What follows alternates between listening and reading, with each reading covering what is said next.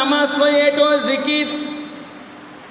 নামাজ পড়ি সবচেয়ে বড় জিকির হয়েছে নামাজের জিকির। নামাজ পড়ে এটাও জিকিরের সমতুল্য।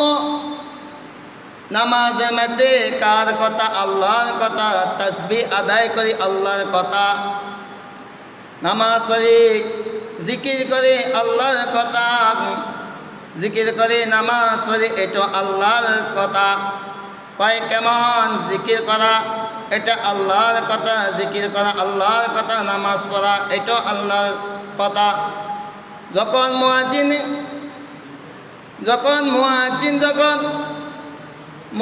যখন ডাকে, মুয়াজ্জিন কি আরবিতে শব্দ বলে? হে দুনিয়ার মুসলমান, মুয়াজ্জিন যখন বলে আসো নামাজের জন্য, তোমরা নামাজ পড়ো না, নামাজ পড়ো না, আসো নামাজের জন্য, নামাজ পড়ো না, নামাজ পড়ো না, আসো নামাজের জন্য। তাহলে আমরা নামাজ পড়ি না, নামাজ পড়ি না। এমন সময় যায় 2 ওয়াক্তের মধ্যে 10 ওয়াক্তের মধ্যে একজন মুসলিম না, এক ওয়াক্ত জামাত হয় না। যদি আল্লাহ ভয় থাকে, যদি আল্লাহ ভয় থাকে, তখন আজান দিলে সে ঘুমায় থাকতে পারে না, সে ঘুমায় থাকতে পারে না। যখন মুয়াজ্জিন বলে হাইয়া আলাস সালাহ, আসো নামাজের জন্য, আসো নামাজের জন্য, আসো নামাজের জন্য, আমরা নামাজ না পড়া আমরা শয়তানের কাজ করি, আল্লাহর হাবিব রাসূলের কাজ করি না। 5 ওয়াক্ত নামাজ সময় যাচ্ছে, একজন মুসলিম নামাজ পড়তে আসে না।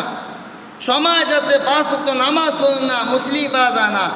যদি আল্লাহ ভয় থাকতো, যখন মুয়াজ্জিন আজান দেয় তখন কাজকর্ম ছেড়ে দিয়া জোহর নামাজ পড়ার জন্য চলে আসতো, নামাজ পড়ে আবার কাজে শরীক হইতো।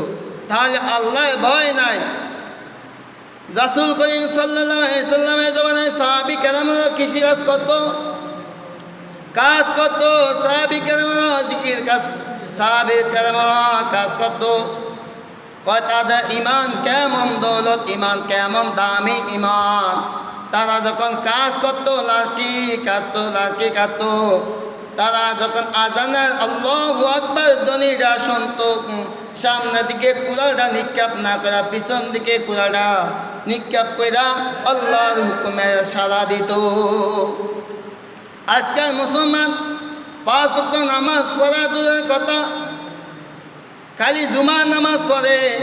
আল্লাহ তাআলা আমাদের জন্য খালি জুমার নামাজ ফরজ করে দেয় না, দৈনিক 5 ওয়াক্ত নামাজ পড়া ফরজ করে দিয়েছেন। দৈনিক 5 ওয়াক্ত নামাজ ফরজ করে দিয়েছেন। তাহলে